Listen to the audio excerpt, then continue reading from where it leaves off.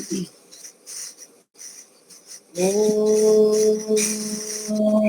सहना भवतु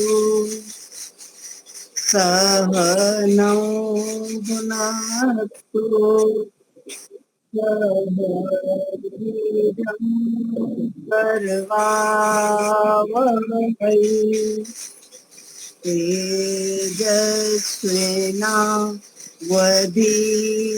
तेजस्विनावधीतमस्तु मा विद्विषावहै।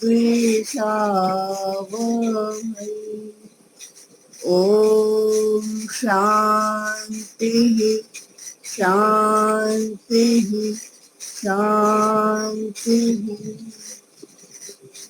वैदिक प्रज्ञा व्याख्यान माला में आप सभी का हार्दिक स्वागत है। कोई भी कुछ गाना चाहेंगे संस्कृत में?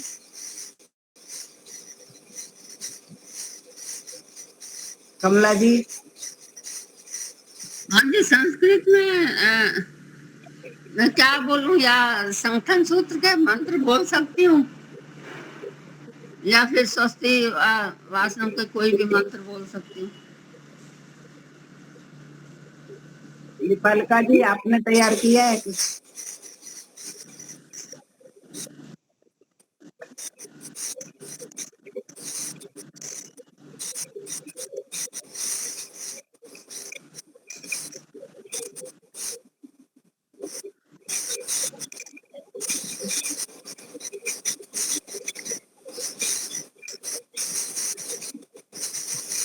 बोलूं क्या संगठन सूत्र के मंत्र?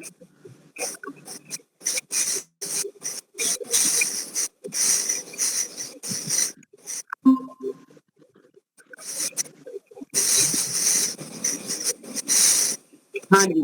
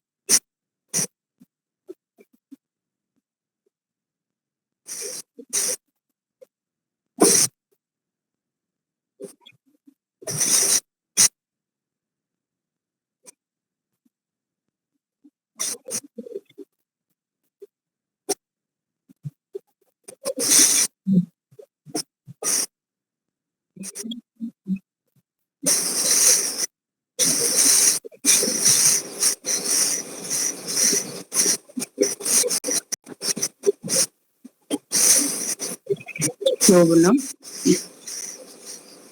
बहुत सुंदर प्रयास। अभी हम, जैसा कि हमारा सभी को पता है कि हमारी ये पुस्तक प्रारंभिक रचनानुवाद कौन सभी का अभ्यास पूरा हो चुका है और पुनरावर्तन चल रहा है। तो आज की कक्षा में अभ्यास 13 से प्रारंभ करके और 16 तक की जितनी भी आपकी शंकाएं होंगी उन सभी का समाधान किया जाएगा। और उससे पहले का भी अगर किसी का रह गया है तो बोल सकते हैं।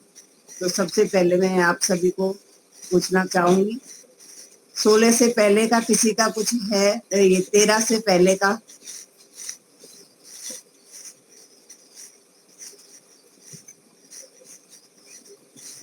आगे चले।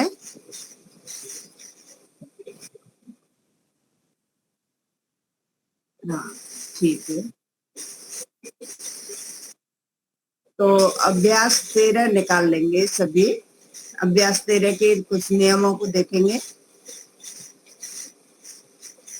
इसमें सर्वनाम में युष्मत शब्द है और युष्मत शब्द के रूप कैसे चलते हैं कोई सुना सकता है? हाँ सुनाइए, किसको याद है सुनाइए। नमस्ते माता जी। त्वं युवां यूयं आम त्वां यूयं युष्मान् त्वया युष्मा त्वया युष्माभ्यां और त्वा त्वा त्वया युष्माभ्यां युष्माभिः तुभ्यं युवाभ्यां युवाभ्यां युष्मभ्यं युष्मभ्यं त्वत् युवाभ्यां युष्मभ्यं युष्मभ्यं और युष्मत त्वत् युवाभ्याम युष्मत। युष्म पंचमी विभक्ति में युष्मत आएगा ना। अच्छा अच्छा, मैंने युष्मा भी याद किया हुआ, गलत याद किया हुआ है मतलब मैंने। अच्छा, और फिर तब तब युवयोः युष्माकं त्वयि युवयोः युष्मासु। तो ये युष्मत के रूप में है ना? तो ये सर्वनाम है तेरे अभ्यास में। बाकी ये अंकुरः, प्रजा, ये दो शब्द हैं, अकारांत और आकारांत, ये सब पहले चल चुके हैं और कुछ क्रियाएं हैं। तो यहाँ इसमें व्याकरण में यही था, युष्मत का रूप था और क्री धातु और पंचमी विभक्ति। ठीक है, चतुर्थी विभक्ति पूरी हो गई है, अभी पंचमी विभक्ति है। तो यहाँ पर हम नियम देखेंगे। नियम 32, पंचमी विभक्ति में कौन कौन कहाँ कहाँ पर पंचमी विभक्ति का प्रयोग होता है। तो नियम 32 में देखेंगे, उद्भवती, प्रभवती, उद्गच्छति, जायते, ये सभी धातुएं होना या निकलने के अर्थ में हों। इनके और भी अर्थ होते हैं, लेकिन होना या निकलने के अर्थ में हो उस समय इनके साथ पंचमी विभक्ति का प्रयोग होता है। निलीयते यानी छिपना, इसके साथ भी पंचमी का होता है।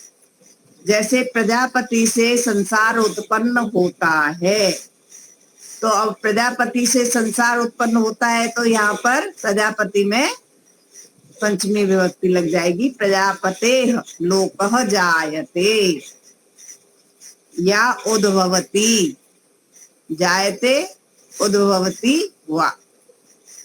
हिमालयात गंगा उद्भवती, हिमालय से गंगा निकलती है। पहला था होना और दूसरा है निकलना, दोनों वाक्यों में अलग अलग अर्थ है। इसके लिए प्रभवती, उद्गच्छति, ये क्रियाएं भी प्रयोग हो जाएंगी। और है भार्याय पुत्रः जायते, पत्नी से पुत्र पैदा होता है। बीजेभ्य अंकुरा जायते, बीजों से अंकुर निकलते हैं। और निपात चोरः निलीयते, राजा से चोर छिपता है। यहाँ पर निलीयते ये धातु का भी प्रयोग, छिपना जिसका अर्थ है। तो इस तरह से इन क्रियाओं और के साथ में जितने भी वाक्य बनेंगे उनमें पंचमी का प्रयोग होगा। नियम नंबर 33 में जहां पर एक की दूसरे से तुलना की जा रही हो, तुलनात्मक वाक्यों में भी पंचमी का प्रयोग होता है। जैसे राम से कृष्ण अधिक चतुर है, तो चतुर कौन है? कृष्ण चतुर है। और किससे चतुर है? राम से। तो जिससे चतुर है उसमें पंचमी विभक्ति लगाएंगे। ठीक है। रामात कृष्ण पटुतरः, धन ज्ञान से अच्छा है, अधिक अच्छा है।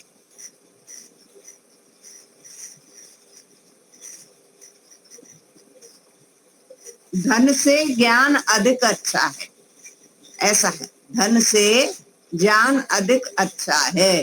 तो धन किससे अच्छा है? धन से। तो धन में पंचमी विभक्ति लग जाएगी।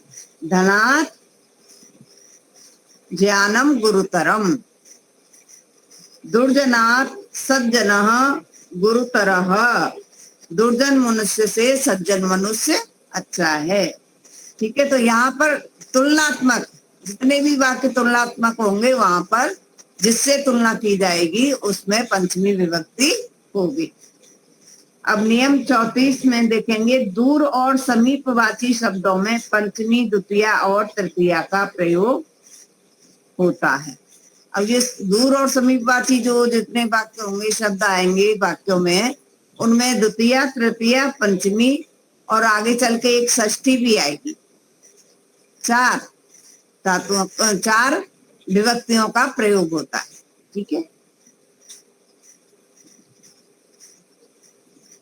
इनके संस्कृत बनाओ अनुवाद में किसी की कोई शंका है किसी को?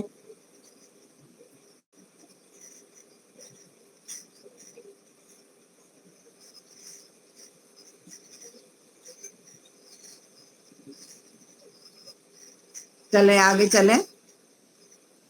अगर किसी की कोई है तो बोलिए।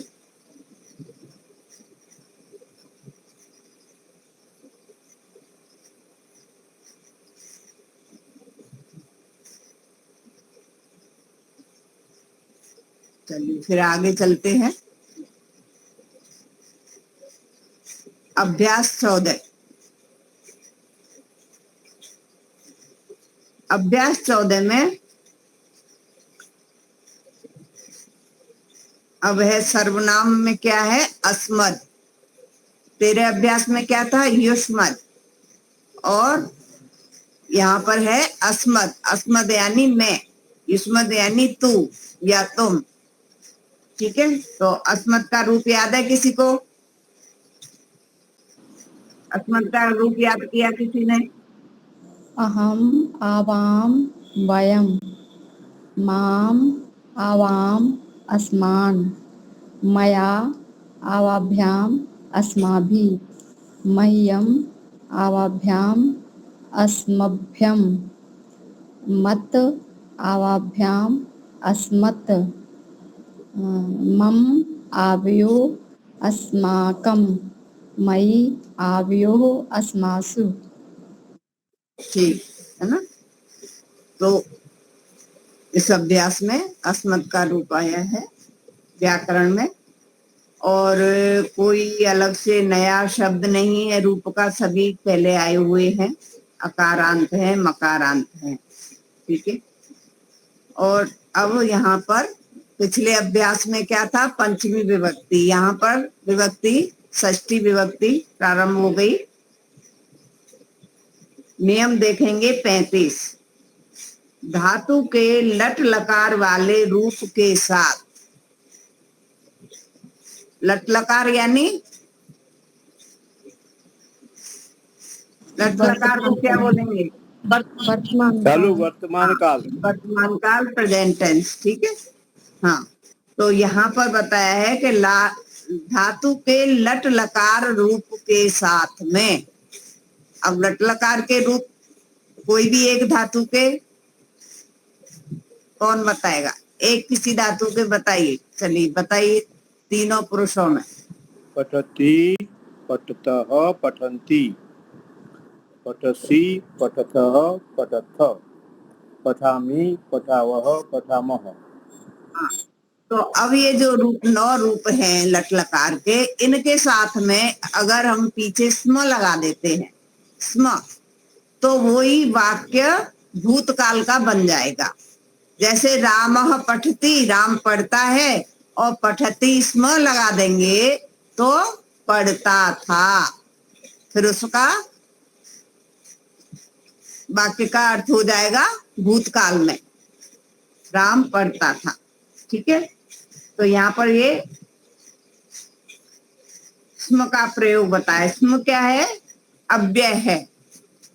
यहाँ पर स्म अव्यय है, और जो अस्ति, स्तः, सन्ति, असि, स्व, असि, स्थ, स्थ, अस्मि, स्व, स्म, वो वाला नहीं है। ठीक है, वो वाला स्म नहीं है यहाँ पर, ये स्म अव्यय है, तो इसमें कोई अंतर नहीं आएगा। सभी के साथ स्म ही लगाना है, चाहे मध्यम पुरुष का हो वाक्य, चाहे उत्तम पुरुष का वाक्य हो, चाहे प्रथम पुरुष का हो।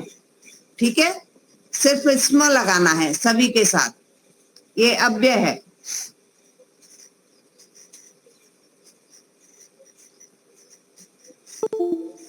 नियम 36, संबंध कारक के अर्थ में षष्ठी विभक्ति होती है। अब ये अध्यास में बताया गया कि षष्ठी विभक्ति का प्रयोग कहाँ कहाँ होता है। तो संबंध कारक के अर्थ में षष्ठी विभक्ति होती है जिस वाक्य में संबंध बताया जाए।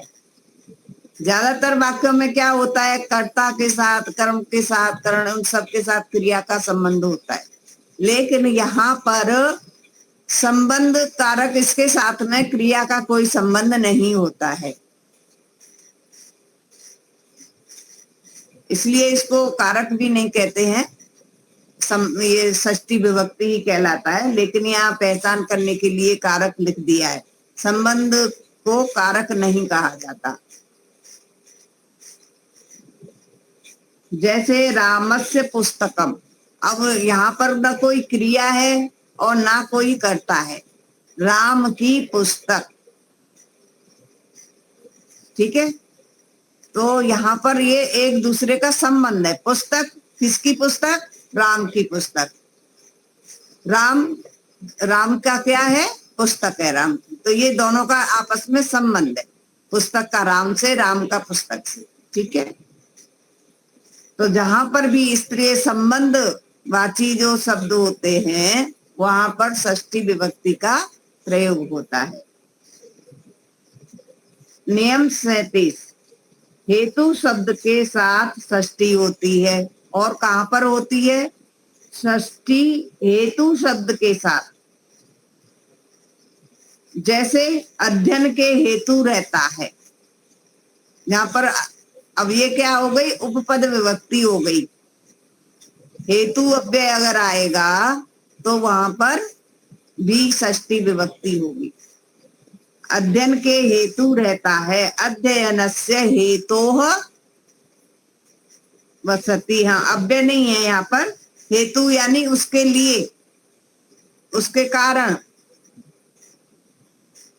ठीक है, तो यहाँ पर अध्ययनस्य हेतु, दोनों में, हेतु में भी षष्ठी है और अध्ययन में भी षष्ठी है।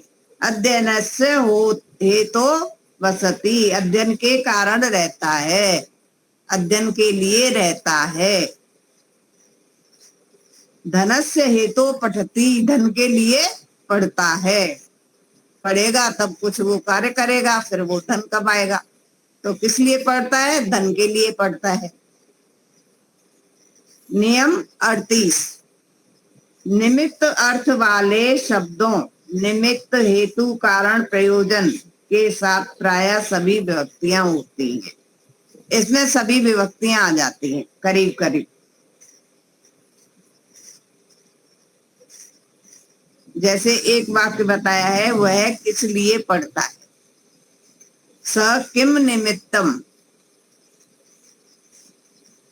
पठति, केन निमित्तेन पठति, कस्मै निमित्ताय पठति, कस्य हेतो पठति, कस्मात् कारणात् पठति, केन प्रयोजनेन पठति। तो यहाँ ज्यादातर कौन सी विभक्तियां आ गई? द्वितीय आ गई, तृतीय आ गई, चतुर्थी आ गई, षष्ठी आ गई, पंचमी आ गई, सभी विभक्तियां आ गई, द्वितीय, तृतीय, चतुर्थी, पंचमी। ठीक है। नियम 39, स्मरण अर्थ की धातुओं के साथ। अब यहाँ पर स्मरण अर्थ वाली धातु जो ना खेद पूर्वक, ये जो माता जी ये जो सारी विभक्तियां लागू होती है ना, वो दोबारा जरा बिठाइए। मतलब ये है किम निमित्तम, किम तो द्वितीय हो गई। हाँ, ये द्वितीय हो गई। किम निमित्तम पद्धति, तो ये अर्थ पूरा एक ही बनेगा। पूरा ठीक से एक बार और बताइए। सह किम निमित्तम पठति, वह किस कारण पढ़ता है। तो ठीक है, द्वितीय हो गई। फिर दूसरा होगा तृतीय में केन निमित्तेन, केन तृतीय हो गई, ये तृतीय हो गई। कस्मै निमित्ताय, ये चतुर्थी हो गई। कस्मै निमित्ताय पठति, कस्य हेतोः पठति, ये षष्ठी हो गई। षष्ठी। कस्मात् कारणात् पठति, ये हो गई सप्तमी। पंचमी। पंचमी हो गई। हाँ, केन प्रयोजनेन, ये तृतीय है। ठीक है, तो सप्तमी इस नहीं तरह है से इसमें जी। सप्तमी का उपयोग नहीं हुआ है। हाँ, सप्तमी का भी हो सकता है, पर यहाँ दिया नहीं है जी। करीब करीब अधिकतर इन्हीं विभक्तियों में षष्ठी तक होता है प्रयोग। ठीक है। सप्तमी का भी आ सकता है कहीं।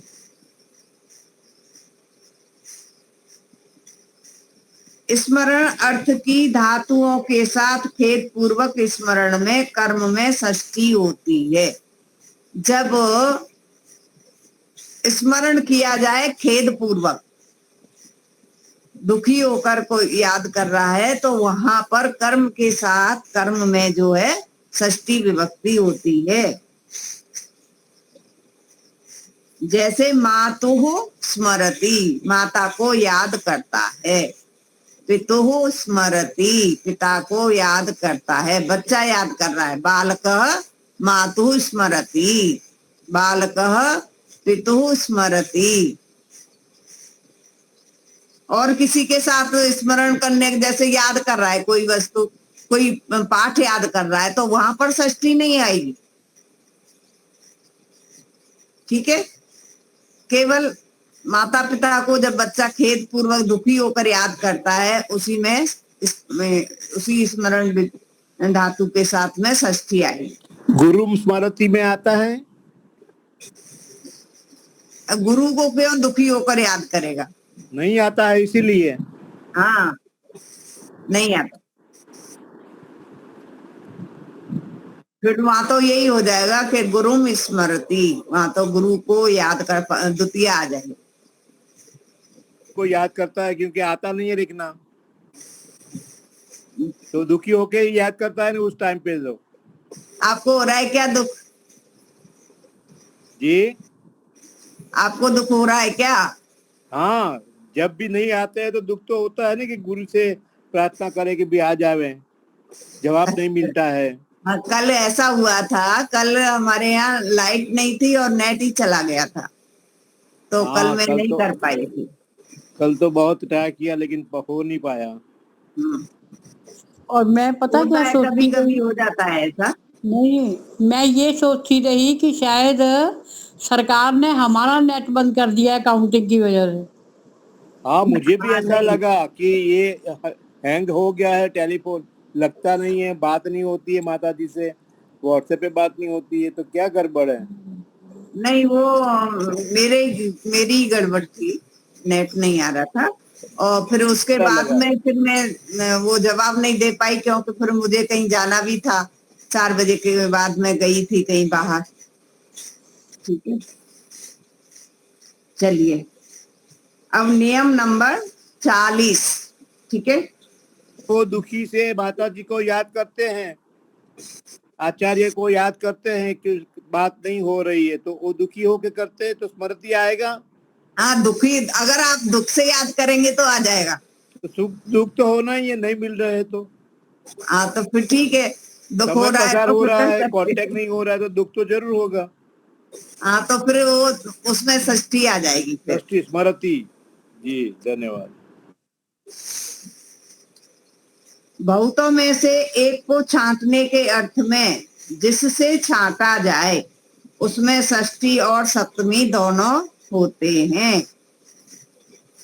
जैसे विद्यालय में बच्चों का ग्रुप है, लड़कियों का ग्रुप है, या महिलाओं का ग्रुप है कहीं, या मनुष्यों पूरा एक समूह है, ग्रुप है, उसमें से बहुतों में से किसी एक को, या बहुत सारे अनाज है उसमें से किसी एक अनाज को छांटा जाए, बहुत सारी चीजों में से किसी एक को छांटा जाए, तो वहां पर हमें प्रयोग षष्ठी और सप्तमी दोनों का कर सकते हैं। जैसे छात्रों में राम श्रेष्ठ है, तो यहाँ पर जिसमें से श्रेष्ठ है, जिनसे श्रेष्ठ है, जिस ग्रुप से श्रेष्ठ है उसमें लगाएंगे षष्ठी या सप्तमी। तो छात्र में लगाएंगे छात्राणाम, बहुवचन होगा, ग्रुप होगा तो पूरा छात्राणाम या छात्रेषु रामः। सप्तमी हो गई कि षष्ठी बहुत चलती है? छात्राणाम षष्ठी का बहुवचन हो गया, षष्ठी। हाँ हाँ, और छात्रेषु सप्तमी का बहुवचन हो गया। अच्छा। छात्राणाम छात्रेषु वा रामः श्रेष्ठः, या तो हम लिखेंगे छात्राणाम रामः श्रेष्ठः, या लिखेंगे छात्रेषु रामः श्रेष्ठः। यहाँ वा किस अर्थ में है? क्या वाह जो लिखा है वो क्या अर्थ में है? वाह यानी या तो हम छात्राणाम लगाएं या छात्रेषु लगाएं। छात्राणाम छात्रेषु वाह, या तो छात्राणाम लगाएं या छात्रेषु लगाएं, दोनों में से एक लगाना है। दोनों में से कोई भी एक। हाँ, या इसका अर्थ यहाँ पर आएगा या, वाह का अर्थ आएगा या। बाल का नाम बालकेषु वा, बालका नाम बालकेषु वा कृष्णः पठुतमः, बच्चों में कृष्ण चतुर है। ठीक है, अब नियम नंबर 41 देखेंगे। ऊपरी अधः नीचै पुरः पश्चात अग्रे अग्रतः के साथ षष्ठी विभक्ति होती है। संबंध कारक में तो होती ही है षष्ठी विभक्ति, और ये जो ऊपर बताए स्मरण के अर्थ में होती है, बहुतों में से एक छांटने में भी होती है, और ये जो दिए हैं पद, इनके साथ में भी षष्ठी विभक्ति होती है। ठीक है,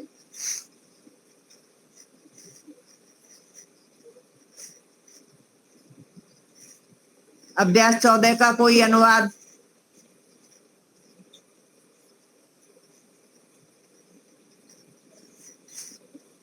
देखिए, किसी को कुछ पूछना है अभ्यास 14 के अनुवाद में?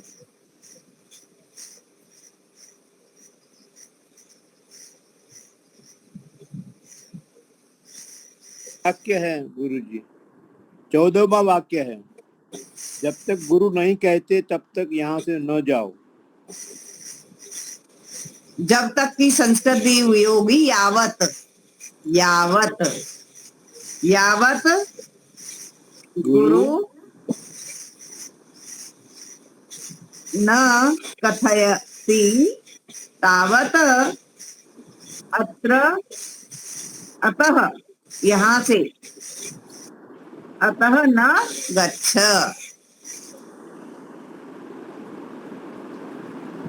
यावत गुरु न कथयति तावत तावत अत्र अतः न गच्छ, अतः यहाँ न से गच्छ, मत जाओ। अतः न गच्छ, अतः यहाँ से। ये देखिए यहाँ पर जो दिए हैं ना, अभ्यास 14 में ये दिए हैं, ऊपर जो शब्द को उसमें यहाँ पर दिए हैं, यावत, तावत, है ना। हाँ हाँ हाँ। हाँ, और अतः यहाँ से, ततः वहां से, कुतः कहाँ से, तो ये सब प्रयोग यहाँ पर तो नहीं दिए हैं, ये आगे दिए होंगे। ठीक है। श्रेष्ठ और पटुतम है यहाँ तो, कितना, हाँ। कियत है, इयत है। ठीक है, चलिए अभ्यास 15 निकाल लेंगे।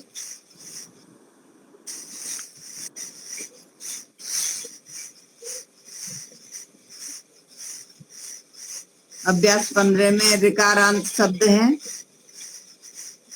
तो रूप तो आप पीछे देख लीजिएगा।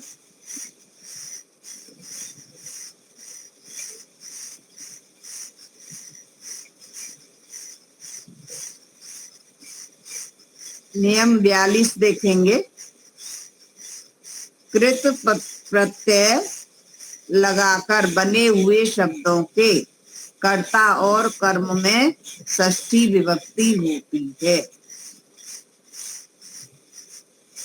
अब इसका जो कृत प्रत्यय है ना, वो कत प्रत्यय है। कत कत कतवतु वो आगे चल के आएगा, अभ्यास 24 में आएगा।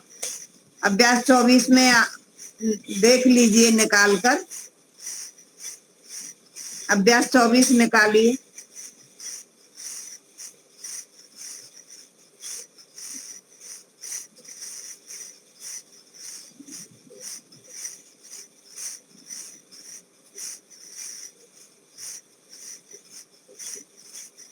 ये अभ्यास 24 में एक कत प्रत्यय से बने हुए शब्द हैं।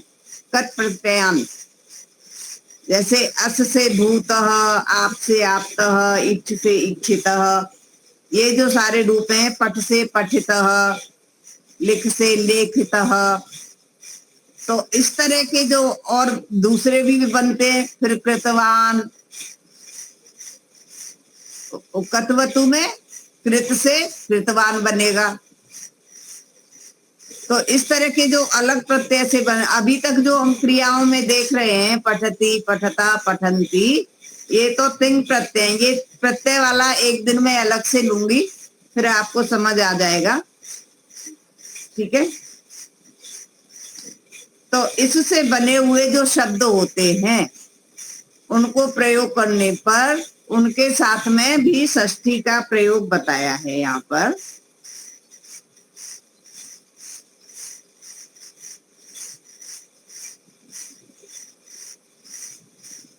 हम्म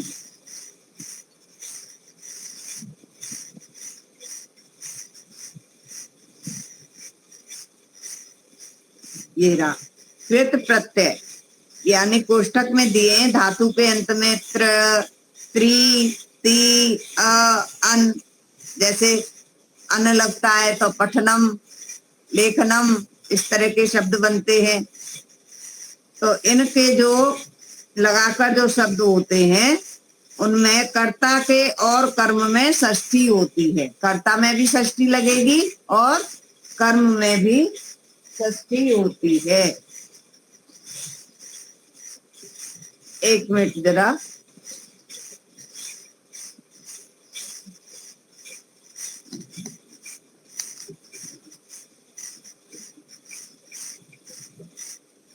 खुला है।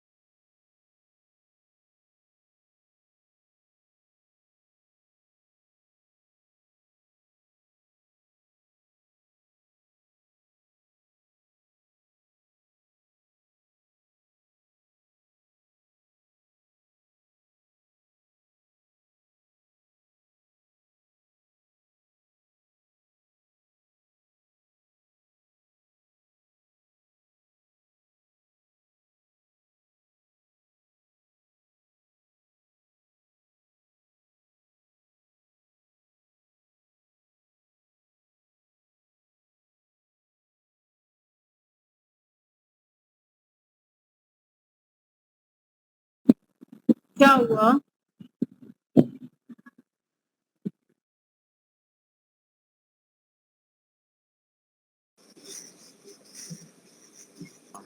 हाँ, कहाँ पर थे हम? अरे अभी आजकल क्या है ना, दीपावली की सफाई चल रही है ना, अब आई है काम बताने चली गई थी। नियम नंबर 42 देख रहे थे हम। तो यहाँ पर अभी ये कत प्रत्यय से बने हुए शब्द जो आएंगे, उन शब्दों के साथ षष्ठी विभक्ति का प्रयोग होगा। कर्ता में और कर्म में दोनों में षष्ठी लगेगी।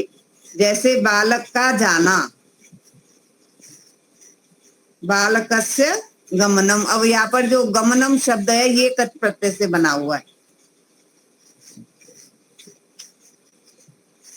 नपुंसकलिंग ने बनाया है। इसी प्रकार से बालकस्य शयनम, धनस्य दानम, ये लुट प्रत्यय वाले हैं। इनके तो ये है ना, लुट प्रत्यय के हैं, अन वाले प्रत्यय के हैं, ये कत प्रत्यय वाले नहीं दिए हैं।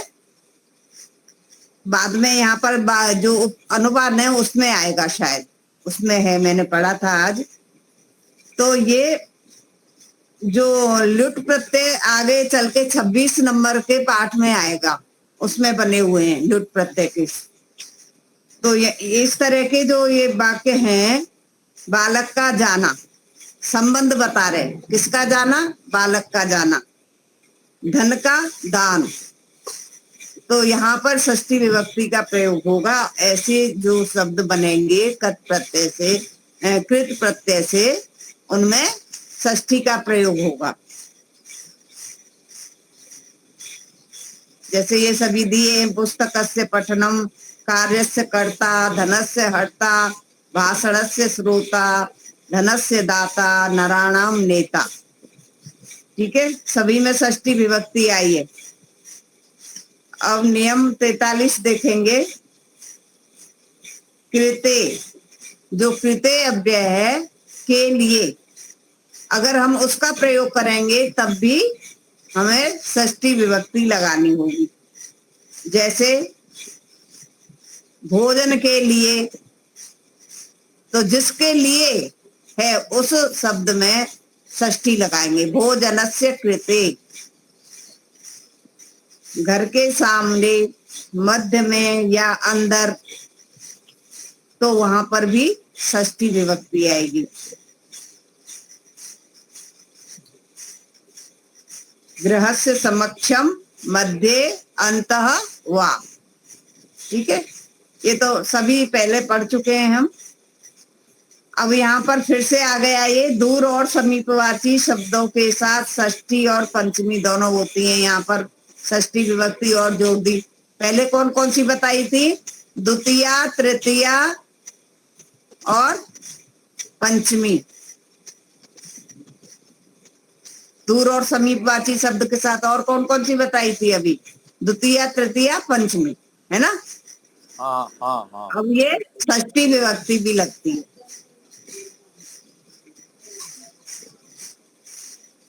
नियम 45, आशीर्वाद सूचक शब्दों में, जैसे भद्रम, कल्याण हो, कुशलम, कुशल हो, सुखम, सुखी हो, क्षम, शांत रहो, तो इस तरह के जो शब्द आएंगे, आशीर्वाद वाले आएंगे, उनमें भी पहले हमने पढ़ा था क्या, चतुर्थी विभक्ति में होता है, उनके साथ में चतुर्थी का प्रयोग बताया था। अब यहाँ पर षष्ठी का भी बताया है।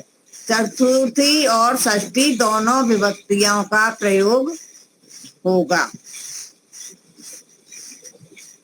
जैसे रामस्य रामाय वा भद्रम, रामस्य भद्रम, रामाय भद्रम, रामस्य कुशलम, रामाय कुशलम।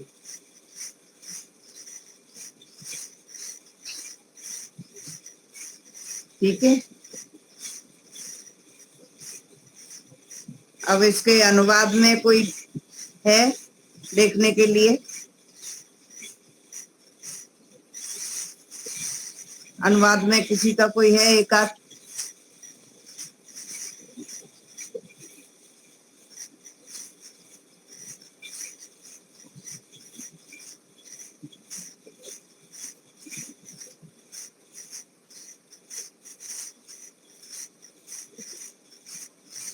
तो खेत के बीच में मनुष्य खड़ा है। कौन से नंबर का? 8 नंबर है। खेत के बीच में, खेत के बीच में मनुष्य खड़ा है। बताइए रोहिणी जी। अभी तो ये मेरा परीक्षा का भी समय है, परीक्षा और रिवीजन दोनों चल रहे। बताइए शोभा जी, रोहिणी जी।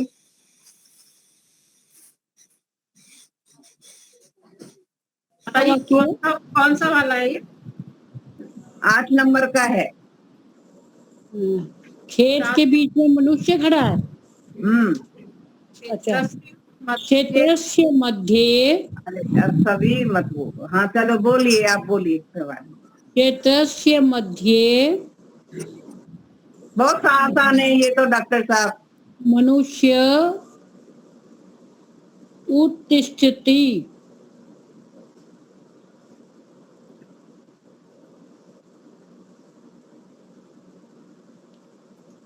ठीक है, ठीक है। ठीक है। तो और के नेता के साथ मनुष्य चाह रहे हैं, धन के दाता को ये फूल दो, भोजन खाने वाले को फल और फूल दो। ठीक है, बराबर है। ठीक है, चलिए अभ्यास 16 निकालेंगे। नियम यहाँ पर भी ऋकारांत शब्द है।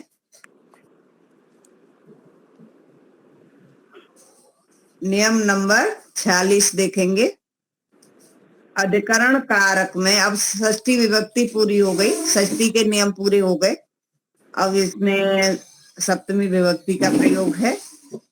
अधिकरण कारक में सप्तमी विभक्ति होती है।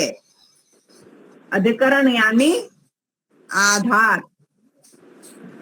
कोई भी वस्तु जहां रखी हो, जिस पर टिकी हुई हो, जिसके अंदर हो, जो उसका जो आधार होता है, उसमें सप्तमी विभक्ति होती है। किसी के अंदर रखा है, जैसे कबाट है, बर्तन शोकेस के अंदर है, या कपड़े अलमारी के अंदर हैं, बुक्स अलमारी के अंदर हैं। ऐसे मतलब या तो अंदर हैं या तो उसके ऊपर हैं, आधार है उनका, तो उसमें होगी सप्तमी विभक्ति। ठीक है, जैसे उसके चिन्ह होते हैं, मैं पै पर, उसके अंदर है या उसके ऊपर है। जैसे गृहे वस्त्राणि सन्ति, विद्यालय, रामः विद्यालय पठति, विद्यालय में पढ़ता है।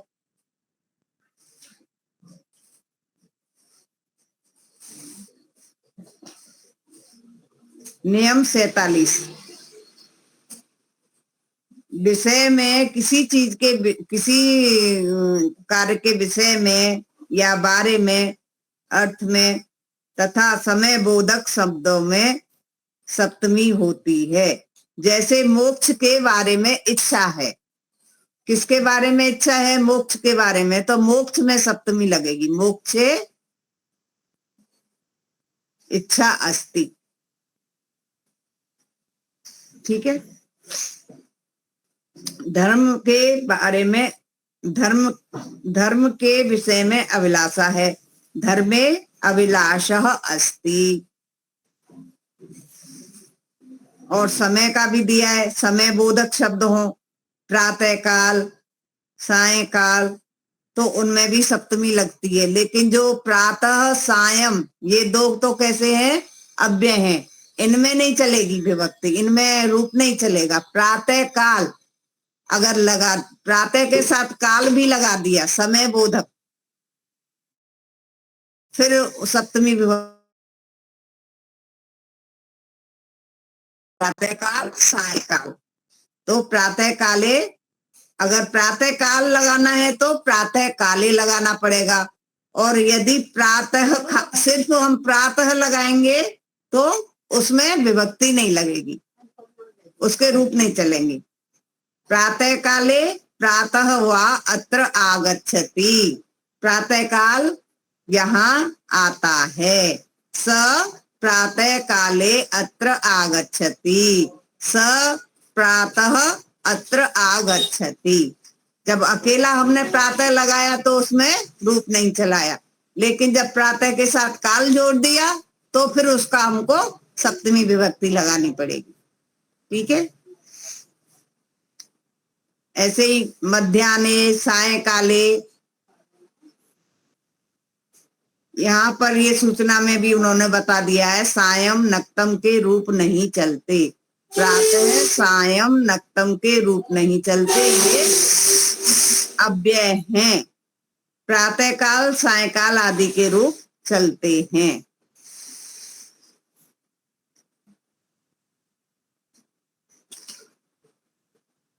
नियम 48। एक क्रिया के बाद दूसरी क्रिया होने पर पहली क्रिया में सप्तमी होती है। अब यहाँ पर ये कर्तृवाच्य और कर्मवाच्य दो तरह के वाक्यों का प्रयोग होगा। अगर वो कर्तृवाच्य है वाक्य, तब तो कर्ता में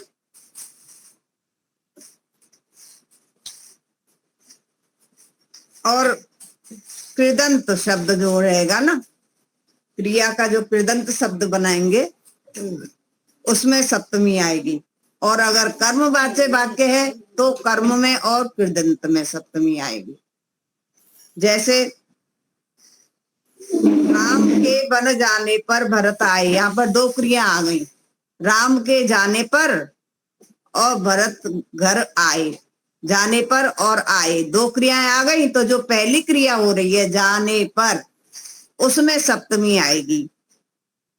और जो हम कृदंत शब्द यहाँ पर प्रयोग हुआ है, ये कृत प्रत्यय वाला, कृत प्रत्यय वाला, गतः गते, आगतः आगते, ये है कत प्रत्यय वाले शब्द कृदंत, इनको बोले कृदंत। तो जैसे यहाँ पर उदाहरण दिया है, राम के वन जाने पर भरत आए।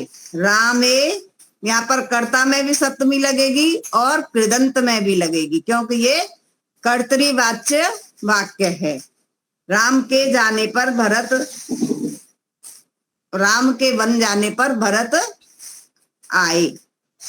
तो जाने पर, इसके लिए यहाँ पर ये कृदंत शब्द प्रयोग किया है। गत गम धातु से गतः बना है यहाँ पर, तो उसका रूप चलेगा राम की तरह ही, तो उसका सप्तमी में हो गया गते। जैसे बालके, रामे, ऐसे ही गत का बन गया, गम का बन गया गते। ठीक है। तो रामे कर्ता में भी सप्तमी आएगी और कृदंत गत में भी, इसमें भी आएगी, गम धातु से जो गते बना है। रामे वनम गते भरतः आगतः, यहाँ पर आगम धातु से बनाया है आगतः। अब मेरे काम कर लेने पर गुरु आए, अब ये कर्मवाच्य है। मेरे काम कर लेने पर गुरु आए। मया, तो कर्मवाच्य में क्या होता है वाक्य में? कर्ता में तृतीया होती है, कर्म में प्रथमा होती है ना। ये चीजें आपको रट जानी चाहिए बिल्कुल। कर्तवाच्य की क्या पहचान है और कर्मवाच्य की क्या पहचान है? कर्मवाच्य में कर्ता में तृतीय होती है और कर्म में प्रथमा होती है, और जो क्रिया होती है वो कर्म के अनुसार होती है। कर्तृवाच्य में कर्ता में प्रथमा होती है, कर्म में द्वितीय होती है, और जो क्रिया होती है वो कर्ता के अनुसार होती है। तो यहाँ पर जो अब ये वाक्य बनेगा कर्मवाच्य, मेरे काम कर लेने पर गुरु आए। तो यहाँ पर भी दो क्रिया हो गई, काम करने की और दूसरी आने की। मया कार्य कृते, अब यहाँ मया जो करता है उसमें तृतीया आ गई। ये तृतीया कौन से सर्वनाम की है? मया, मया का शब्द कौन सा है? अहम वाला। अस्मद का है। अहम, अस्मद, अस्मद रूप है, अस्मद शब्द है, उसका रूप है ये तृतीया का एक वचन। ठीक है, तो मया कार्य कार्य कृते गुरु आगतः। तो माता जी कार्य कार्य कार्य क्या है? सप्तमी कार्य विभक्ति क्या लगती है? है ना? हाँ, उसमें सप्तमी विभक्ति लगी है। ये कर्म है ना, कार्य उसका कर्म है, इसलिए कर्म में भी सप्तमी लगेगी और कृदंत में भी सप्तमी लगेगी। ठीक है, मया कार्य कृते, ये कृत शब्द हो गया क्री धातु से, उसमें भी सप्तमी हो गई। मया कार्य कृते गुरु आगतः। यहाँ पर कृदंत कौन कौन से हैं? एक क्री धातु का है और दूसरा है गम धातु का। ठीक है, रामे आगते सीता अपे आगता, राम के आने पर सीता भी आई। ठीक है, तो इस तरह से ये पूरा हो गया 16 का। अब 16 में कोई अनुवाद है तो बोलिए।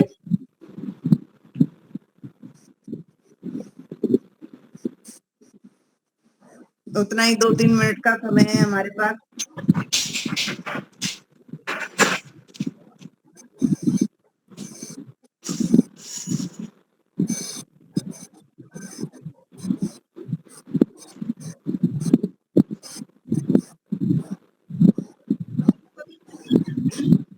हाँ जी, नमस्ते जी। हाँ, नमस्ते मुनि जी। हाँ, हमारे यहाँ अपने महिला जागृति शिविर, एक दिन की शिविर तो नहीं कर सकते, लेकिन 17 है तो वो है। उनमें से अंजू जी भी यहाँ जो संस्कृत कक्षा में आते हैं वो यहाँ पधारे हुए हैं।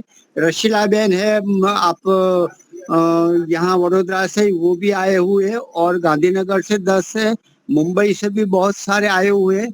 तो बहुत अच्छी तरह से सत्र चल रहा है। अपना अपना अभिप्राय कुछ 2-4 माताओं ने दिया है और भी दे रहे हैं। अपने जो दूसरे जो जया बहन पटेल है मुंबई से, वो विशेष लेकर आए अपने एक ड्रेस कोड में। लगभग 20-25 बहनें एक साथ में है, और ओढ़व आर्य समाज से भी कुछ लड़कियां जो पढ़ रही है कक्षा में, तो वो सब आ रहा है। तो बहुत अच्छा कार्यक्रम हो रहा है। बहनों है, हम 4-5 पुरुष है बस रखने के लिए, लेने के लिए, लेकिन हम भी शिविर का लाभ पूरा ले रहे हैं। तो बहुत अच्छा वातावरण है। हमें थोड़ा नुकसान हो रहा है कि संस्कृत कक्षा में हम नहीं आ पा रहे, लेकिन यहाँ भी ये लाभ दूसरा भी मिल रहा है, और भविष्य में ये पूर्ति हमारी हो जाएगी, क्योंकि यहाँ संस्कृत का भी बड़ा बन रहा है, और इस प्रकार का जो संवाद वार्तालाप करने का संभाषण वो भी होने वाला है, और 3 महीने 6 महीने के लिए भी कक्षा व्याकरण सीखने के लिए, तो ये सब हो रहा है। तो केवल मैं जानकारी के लिए, मैं अभी कक्षा पूरी हुई तो मैं दे रहा हूँ। तो ठीक है, बहुत बढ़िया है, आप चला रहे हो। अभी आज की यहीं पे समाप्त करते हैं, किसी का नहीं अच्छा, है वो तो। अंतिम पाठ है या अंतिम पाठ है कि और एक बाकी है? नहीं, वो तो वो पूरी हो गई पुस्तक मुनि जी। ये मैं 4-4 अभ्यास का फिर से रिवीजन करा रही हूँ। अच्छा, मतलब कोई शंका हो, 4 अभ्यास की एक साथ कोई इनकी कोई भी शंका होंगी तो उनको पूरा करूंगी। 4-4 अभ्यास ले रही हूँ एक साथ में। हाँ, नहीं ठीक है, आप बहुत अच्छा कर रहे हैं, लेकिन मैं भी जो ये काम में जरा हूँ, लेकिन यही काम में मेरी पूर्ति तो हो जाएगी, कर देंगे, छोड़ेंगे नहीं, ये तो है। इसी जन्म में छोड़ेंगे नहीं, ये पक्का है। ठीक है जी, धन्यवाद। अपना शांति पाठ में ही करवा लेता हूँ। हाँ जी, कल्याण भव, कल्याण भव। हाँ जी, हाँ जी, बोलिए बोलिए। नहीं, कल्याण भव। हाँ हाँ, धन्यवाद। प्रारंभ करता हूँ।